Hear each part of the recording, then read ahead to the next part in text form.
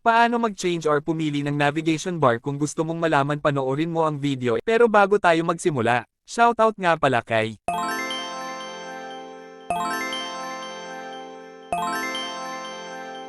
open ang Facebook app. Pindutin ang tatlong linya sa taas. Pindutin ang setting icon. Hanapin sa baba ang navigation bar. Pindutin ang navigation bar. Piliin ang customize the bar. At dito guys pumili ka kung alin ang ilagay mo sa navigation bar, pindutin mo lang sa gilid at piliin mo ang pin. Disclaimer lang guys, hanggang 3 lang ang pwede pin.